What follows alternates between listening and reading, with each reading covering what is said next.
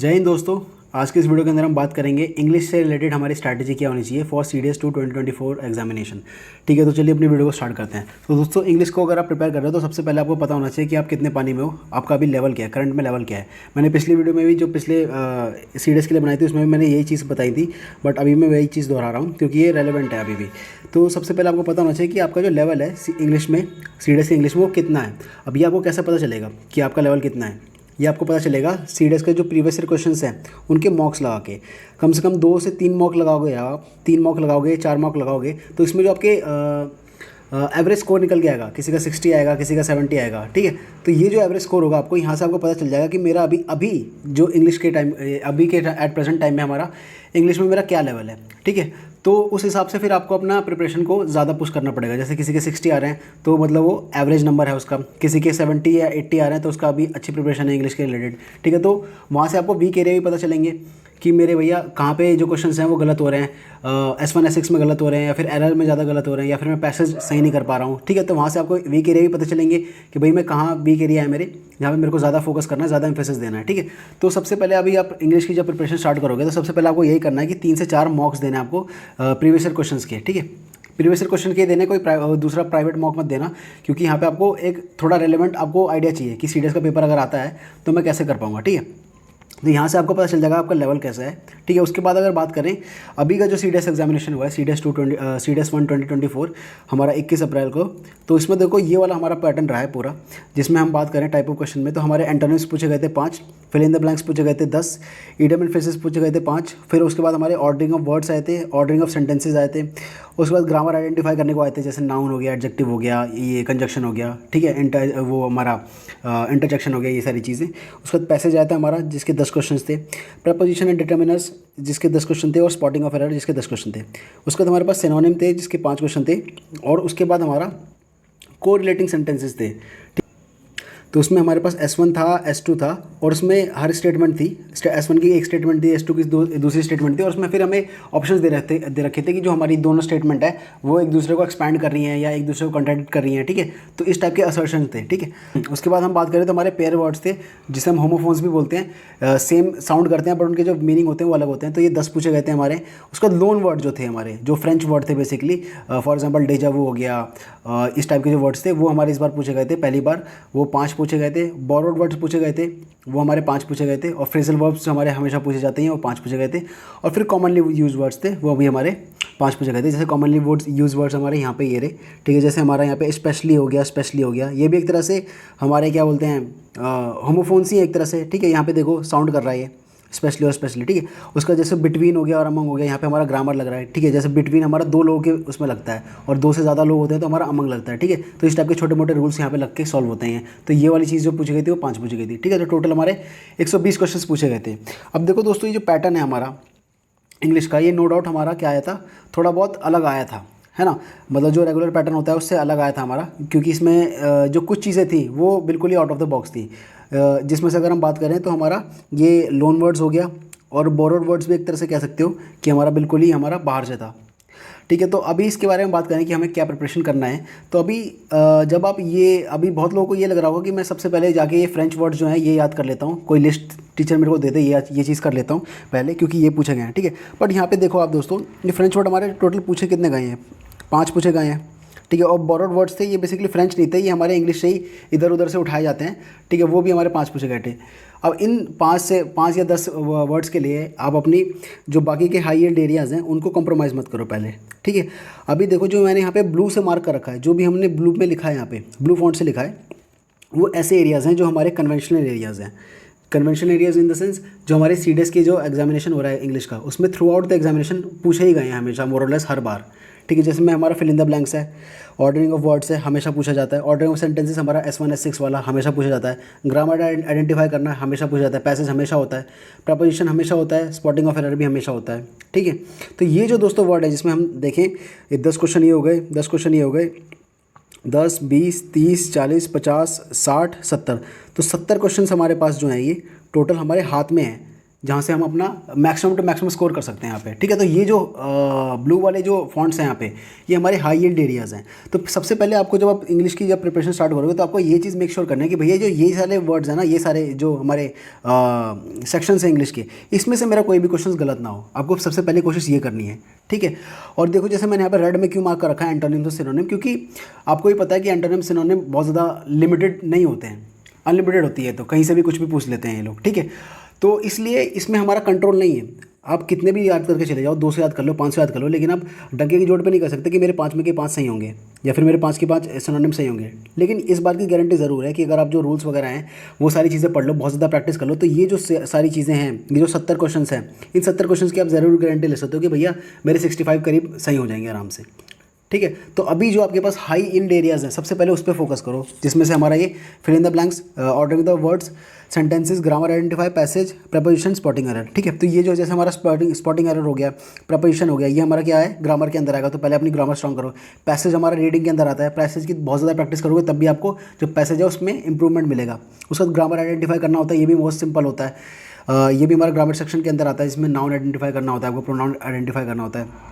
Ordering of words, जिसे हम jumble words भी बोलते हैं, और जो हमारा ऑर्डरिंग ऑफ सेंटेंसेज है, तो S1 S6 जिसे हम बोलते हैं, ठीक है। तो ये दोनों जो है हमारे प्रैक्टिस से आता है, इसकी ज़्यादा से ज़्यादा प्रैक्टिस करो, इसमें एक्सेल कर जाओगे। और उसका जो फिल इन द ब्लैंक्स है, इसमें हमारा बेसिक ग्रामर लगता है, ठीक है। तो सबसे पहले मेक श्योर करो कि जो ये 70 क्वेश्चन है, इसमें अपने नंबर श्योर कर लो कि भैया 70 क्वेश्चन तो मेरे कहीं नहीं जाएंगे, ठीक है। उसका जो ग्रीन से मैंने लिख रखा है दोस्तों, यहाँ पे जो ग्रीन से वो वर्ड है जिस पे आपको उसके बाद आपको इन चीज़ों पे फोकस करना है, जो ग्रीन पे लिख रखा है। क्यों? क्योंकि ये भी जो है हमारा एक तरह से बहुत ही इजीली आप प्रिपेयर कर सकते हो, जिसमें जैसे हमारा कोरिलेटिंग सेंटेंस है, जिसमें से हमारा S1 और S2, जिस पर इस बार पूछा है कि S1 और S2 है, 2 स्टेटमेंट पूछी है। उसके बाद जो वहाँ पे मतलब ऑप्शंस में हमें दे रखा कि जो S1 और S2 है वो स्टेटमेंट एक दूसरे को एक्सपांड कर रही हैं, या फिर जो S2 है उसे एक्सप्लेन कर रही है, इस टाइप की चीज़ें, ठीक है। तो ये आपने बेसिक नॉलेज से भी इस बार कर दिया होगा, बट ये जो चीज़ है इसे भी मत जाने देना, ठीक है। हालांकि कोई गारंटी नहीं कि अगली बार ये पूछे या ना पूछे, बट स्टिल।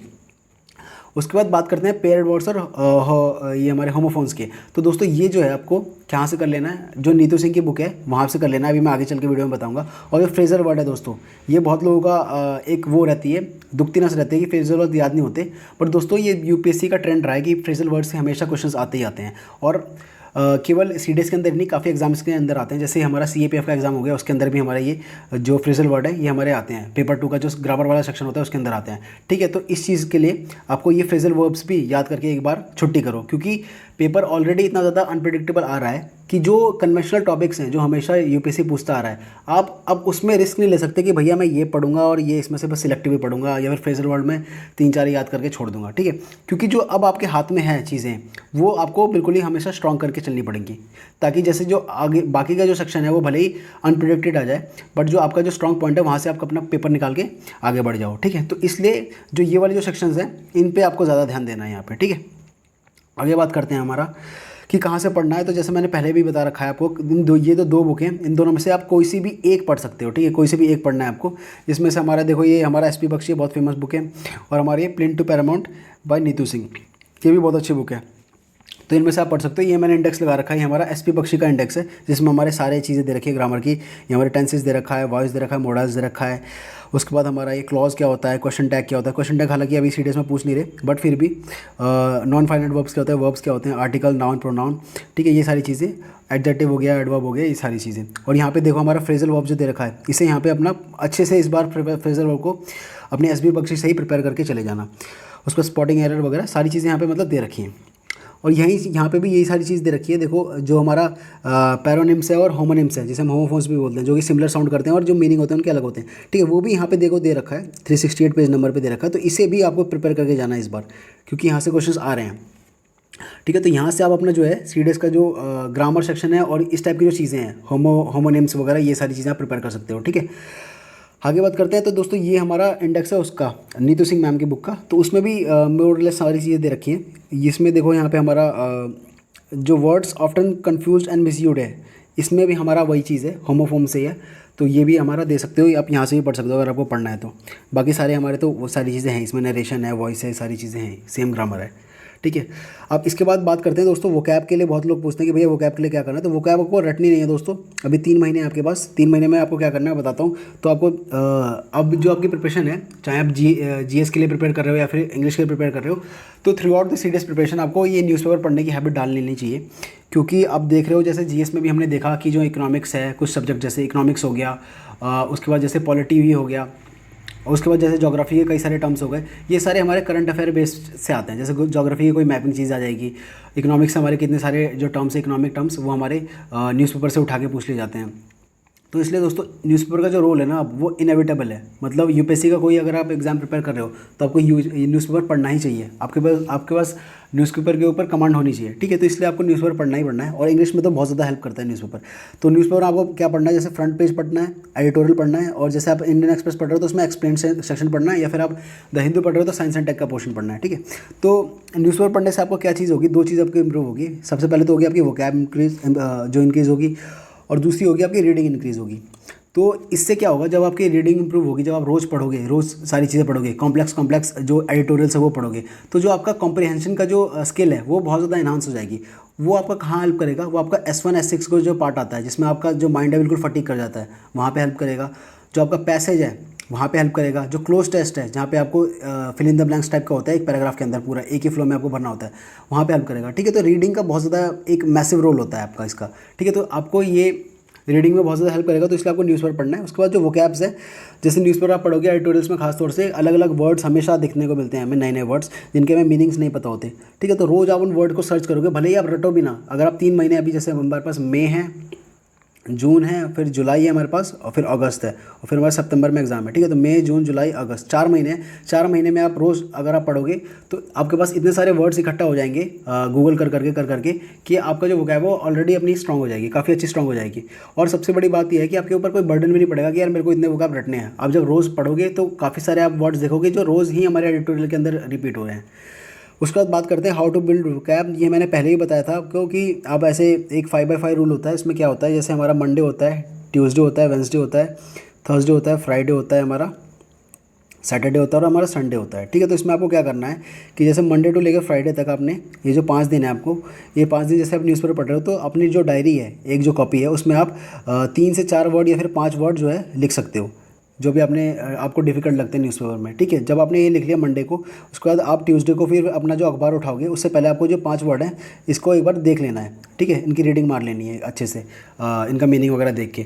तो और फिर उसके बाद जब ट्यूसडे को भी आप पढ़ोगे तो ट्यूसडे को भी आपको 3-4 वर्ड या फिर 5 वर्ड लिख लेना है, ठीक है। ये चीज़ आपको करनी है फ्राइडे तक, ठीक है। तो फ्राइडे तक आपके पास यहाँ पे अगर आप बात करें 5 से 20 to 25 वर्ड्स आपके पास इकट्ठा हो जाएंगे, ठीक है। जिसमें से आप रोज़ जो है, रोज़ सुबह पहले के वर्ड्स हैं उन्हें याद करोगे, याद इन द सेंस पढ़ोगे एटलीस्ट, ठीक है। उसके बाद सैटरडे और संडे को आपको क्या करना है, ये जो आपको ये 20-25 वर्ड जो भी इकट्ठा हुए हैं, ये आपको याद करने की कोशिश करनी है, ठीक है। इस तरह के आपको प्रोसेस फॉलो करना है, तो आपकी वोकैब जो है वो इंक्रीज़ हो सकती है, ठीक है। और अगर आपको ज़्यादा लग रहा है कि 25 वर्ड हैं तो आप इसे कम भी कर सकते हो, 15 भी कर सकते हो, 20 भी कर सकते हो, ठीक है। तो 5 दिन के अंदर 20 वर्ड आप याद कर सकते हो, इसमें कोई बड़ी बात नहीं है, ठीक है। तो ये चीज़ आप जब आप 4 महीने तक लगातार करोगे तो आपकी वोकैब नेक्स्ट लेवल चली जाएगी। तो ये दोस्तों, अगर आपको सच में वोकैब अपना इंप्रूव करना है तो ये तरीका आप अपनाओ, बजाय इसके कि लास्ट के 1 महीने में उठ के कोई मैराथन वीडियो देख रहे हो वोकैब की, वहाँ से कुछ क्वेश्चन हो जाएं आपको, ये आस में लगे रहते हो, या फिर कोई टीचर है उसको वो पकड़ के कोई वोकैब की जो वर्ड्स हैं वो करवा रहा है, ठीक है। तो वहाँ से आप कर रहे हो, ठीक है। उससे बेटर है कि आप ये जो तरीका है कंसिस्टेंसी वाला, छोटा स्टेप यहाँ से आप करोगे तो आपकी वोकैब जो है जनरली बिल्ड होगी। आगे बात करते हैं। इतना पढ़ने के बाद देखो आपने ग्रामर पढ़ लिया अपना, ठीक है, वोकैब के मैंने बता दिया आपको। उसके बाद आपको क्या चाहिए, लॉट्स ऑफ प्रैक्टिस चाहिए इंग्लिश के अंदर। तो प्रैक्टिस आपको करनी है, फुल लेंथ मॉक्स देने हैं, सेक्शनल मॉक्स देने, PYQs की प्रैक्टिस करनी है। अब देखो जैसे यहाँ पे मैंने पहले भी बता रखा है ये वाली चीज़, CDS 1 2020 का जो एग्जाम है, जब मैं अपने टाइम पे प्रिपेयर करता था, आपको क्या करना है, जैसे ये पेपर आया आपका पूरा, आपने पूरा एक मॉक दिया, फुल लेंथ मॉक दिया। उसके बाद आपको इस तरह से आपका सेक्शनल एनालिसिस करना है अपना खुद का, कि भैया जैसे मैंने रीडिंग कॉम्प्रिहेंशन करा तो रीडिंग कॉम्प्रिहेंशन में 10 क्वेश्चन थे, जिसमें से मेरे 2 गलत थे, एरर किया तो मेरे 10 में से 4 गलत थे, जंबल किया तो मेरा 1 गलत था। इस टाइप से जो आपको पूरा अपना सेक्शनल वाइज एनालिसिस करना है। इससे क्या होगा कि आपको वीक पॉइंट पता लग जाएंगे। जैसे यहाँ पे अगर मैं बात करूँ तो देखो मेरा जो एरर वाला पार्ट है ये मेरा वीक पार्ट है, क्योंकि 4 गलत हो गए मेरे, ठीक है, 4 गलत हो गए मेरे क्वेश्चन 10 में से। तो यहाँ पर मेरा वीक पॉइंट है। सिनोनिम्स मेरा वीक पॉइंट है, 3 गलत हो गए। उसके बाद POS जो हमारा है पार्ट्स ऑफ स्पीच, ये भी देखो इसमें 3 मेरे गलत हो गए 10 में से। तो यहाँ से आपको वीक पॉइंट पता चल जाएंगे। एक बार आपको वीक पॉइंट पता चल गए कि भैया मान लो मेरे को पता चल गया भाई मेरा एरर का है जो वीक पॉइंट है, ठीक है, मेरी दुखती नस है, तो अब मैं क्या करूँगा भैया, जो एरर में देखूंगा मैं कि मैं कौन से रूल्स में अटक रहा हूँ, तो फिर मैं अपने जो ग्रामर के रूल्स हैं उन्हें दोबारा पढ़ूंगा और उनकी फिर और ज़्यादा प्रैक्टिस करूँगा एरर की सेक्शनल वाइज। तो इस तरह से जो मेरे जो वीक पॉइंट है उन्हें मैं एलिमिनेट करता चलूँगा धीरे धीरे धीरे धीरे हर एक मॉक के साथ। तो इस तरीके से आपको क्या होगा, जो स्कोर होगा वो एनहांस होगा, ठीक है। तो इसलिए दोस्तों मॉक्स देना बहुत ज़्यादा ज़रूरी है, प्रैक्टिस करना बहुत ज़्यादा ज़रूरी है, खासतौर से इंग्लिश जैसे सब्जेक्ट में। क्योंकि इंग्लिश में आपको क्या होगा कि एक टाइम के बाद जब आपने पूरा पढ़ लिया ना, जैसे ग्रामर भी पढ़ लिया आपने और ये सारे न्यूज़पेपर वगैरह पढ़ ही रहे हो, तो एक टाइम के बाद जो है आपके पास बहुत ज़्यादा पढ़ने के लिए ले जाएगा। एक बार आपने सिलेबस पूरा कर लिया तो उसका जो मॉक्स हैं यही आपके स्कोर को एनहांस करेंगी, ठीक है, यही आपके स्कोर को एनहांस करेंगे। तो इसलिए मॉक्स देना बहुत ज़्यादा ज़रूरी है, ठीक है। उसके बाद बात करते हैं यहाँ पे कुछ डूज़ एंड डोंट्स हैं। तो डोंट्स में देखो यही चीज़ें हैं कि देखो वोकैब की जो वीडियोज़ हैं, क्लासेज हैं, जो बड़े बड़े मैराथन है 4-4 घंटे की, 5-5 घंटे की, उसमें टाइम वेस्ट मत करो। क्योंकि जो हमारा CDS का जो एग्ज़ाम होता है, CDS 2 2024, उसमें ऑलरेडी हमारे पास केवल 4 ही महीने होते हैं, जिसमें से हमारा मई होता है, जून होता है, जुलाई होता है और हमारा अगस्त होता है, और सितंबर में तो हमारा पेपर ही है, ठीक है। और अगस्त में तो वैसे भी रिवीजन करना चाहिए, कुछ नया पढ़ना नहीं चाहिए। तो हमारे पास बेसिकली 3 ही महीने ले देखे। तो इसमें ये जो 4-4 घंटे की मैराथन है, ये सारी चीज़ें मत देखना। जो हिंदू के एडिटोरियल वीडियोज़ आते हैं, ये सारी चीज़ें मत देखना। अगर आपको हिंदू के एडिटोरियल वीडियो देखनी है, इंडियन एक्सप्रेस के एडिटोरियल वीडियो के बारे में जानना है, तो आप खुद पढ़ो, वो न्यूज़पेपर खोल के खुद पढ़ो, ठीक है। तो वहाँ से आपकी नॉलेज भी बिल्ड होगी, आपका वोकैब भी बिल्ड होगा और रीडिंग भी आपकी अच्छी होगी, ठीक है। तो ये सारी चीज़ें आपको नहीं करनी है। और उसके बाद क्या करना है लास्ट में, भैया देखो कोई शॉर्टकट मत अपनाना, there is no shortcut in this process.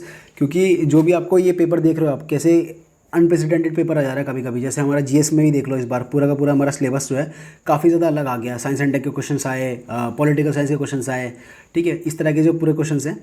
तो इसलिए जो है आपको जो नॉलेज है, जो चीज़ आपके हाथ में है, वहाँ से आपको एटलीस्ट वो चीज़ मेक श्योर करनी है कि वो चीज़ मेरे से स्किप ना हो एग्जाम के अंदर, ठीक है। तो इसलिए शॉर्टकट मत अपनाओ, अच्छे से एक ही बार प्रिपेयर कर लो, ठीक है। और सबसे बड़ी बात यह है कि अगर आपको इंग्लिश में स्कोर बूस्ट करना है, तो जो मॉक पेपर है, मॉक बहुत ज़्यादा देना इंग्लिश के अंदर।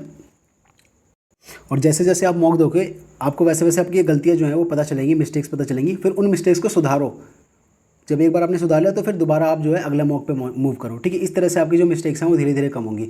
और जब आप 3-4 मॉक दे लोगे तो आपको पता भी चल जाएगा कि भैया मेरे को एग्जाम टाइम के अंदर में कौन सा जो सेक्शन है वो मैं पहले अटेंड करूँगा। जैसे S1 S6 कुछ लोग पहले अटेंड करते हैं, कुछ लोग आखिरी में अटेम्प्ट करते हैं, कुछ लोग पैसेज जो है वो बाद में अटेम्प्ट करते हैं। तो इस तरह से आपकी खुद की एक स्ट्रैटेजी है जो है वो डेवलप हो जाएगी कि भैया पहले मैं जो रीडिंग कॉम्प्रिहेंशन वाली चीज़ें, जो रीडिंग वाली चीज़ें हैं वो मैं पहले करूँगा। तो जैसे S1 S6 पहले कर लिया, क्लोज टेस्ट पहले कर लिया, पैसेज जो है वो पहले कर लिया, ठीक है। उसके बाद में फिर हम लास्ट के जो अगला घंटा है, दूसरे घंटे में हम अपना ग्रामर वाले जो सेक्शन है उस पर करेंगे, जैसे स्पॉटिंग एरर हो गया, ये सारी चीज़ें, ठीक है। तो ये बहुत ज़्यादा आइडिया मिलता है आपको मॉक्स के बारे में, ठीक है। तो मैंने मोरलेस सारी चीज़ें ही कवर कर दी हैं, जिसमें कहाँ से पढ़ना है उसके बारे में बता दिया मैंने आपको, कैसे पढ़ना है ये भी बता दिया, और प्रैक्टिस भी बता दिया मैंने आपको।